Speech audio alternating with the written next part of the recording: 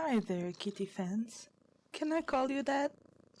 If you prefer to be addressed differently, please let me know in the comments. As it's St. Patrick's Day, I decided that I would celebrate that by narrating an article about scary Irish legends. The person who wrote this article is called Archer. I met him via the horror writer Amino, and luckily he gave me permission to use this on my channel. He himself is Irish and learned some new and interesting things from the research he did for the article. I hope that I pronounce the Irish names correctly. If I don't, please forgive me. I'm a mere kitten and used to meowing instead of speaking. Shall we begin? First up is the Derg Dhu, the Irish vampire. Derg Dhu, an Irish name meaning red bloodsucker, is a female demon that seduces men and then drains them of their blood. According to the Celtic legend, an Irish woman who was known throughout the country for her beauty fell in love with a local peasant, which was unacceptable to her father. Dad forced her into an arranged marriage with a rich man who treated her terribly, and eventually she committed suicide. She was buried near Strongbow's tree in Waterford, and one night she rose from her grave to seek revenge on her father and husband, sucking their blood until they dropped dead. Now known as Derg Dhu, the vampire rises once a year, using her beauty to lure men into their deaths. Not to worry though, there is one way to defeat Derg Dhu. To prevent the undead from rising from the grave, simply build a pile of stones over her grave.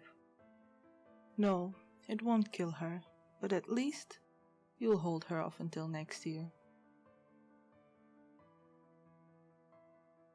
Next is the Dullahan, Irish headless horseman. Another legendary Irish monster is the Dullahan, a name that can be translated into the Dark Man. Often portrayed in contemporary fantasy fiction and video games, this foreteller of death is the Irish version of the Headless Horseman. The Dullahan rides a headless black horse with flaming eyes, carrying his head under one arm. When he stops riding, a human dies. Some versions of this legend say that the Dullahan throws buckets of blood at people he passes, while others say he simply calls out the name of the mortal that will soon die. As with most evil forces, the Dullahan has a weakness: gold. The creature is scared of the substance.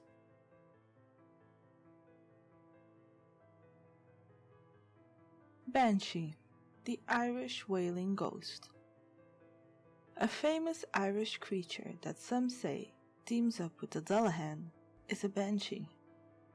One of the most recognizable Celtic creatures, having made a guest appearance in Darby O'Gill and the Little People.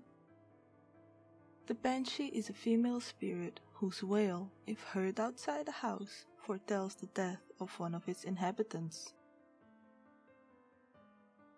Several versions of the Banshee legend say the feared ghost rode alongside the Dullahan in a black cart drawn by 6 black horses.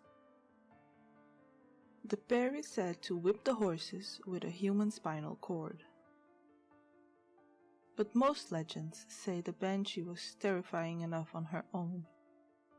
Descriptions of her appearance vary, from an ugly old hag to a beautiful young woman, but all agree that the creature's blood-curdling wail will be heard 3 times before someone dies.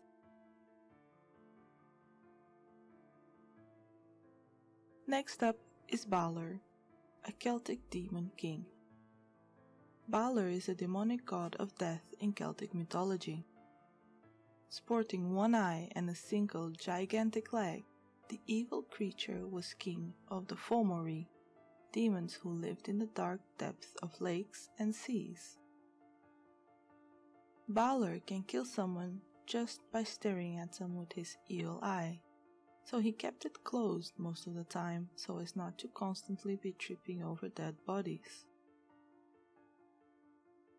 The god of death would provide his Fomori with victims, but the evil race was left to their own devices when Balor was killed by his son, Lug, who shot him with a slingshot.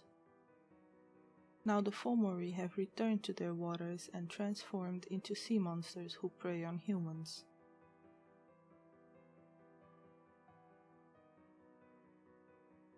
Next up is the Slog, the dead Irish sinners. Though they're not so much demons, Slog are scary creatures that hunt down souls. According to Irish folklore, Slog are dead sinners that come back as malicious spirits.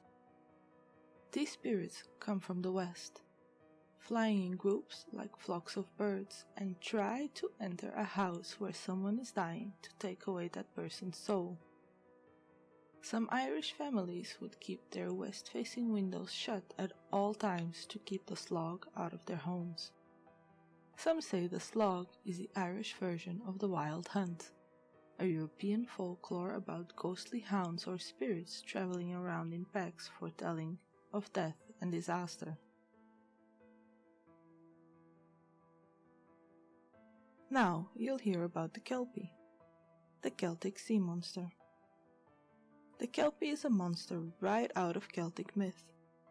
The creature can take on multiple shapes, but usually it appears in the form of a horse. The Kelpie galloped around Ireland, looking like a lost pony, attempting to trick women and children into riding on it. But the strange thing about this pony is that its mane would always be dripping with water. If a woman hopped on, the monster would then run into the water, drowning its victim, and then would take her to its lair to eat her. The Irish demon would sometimes transform into a handsome man to lure women into its trap, but a telltale sign that it was a Kelpie was that if that man had kelp in its hair.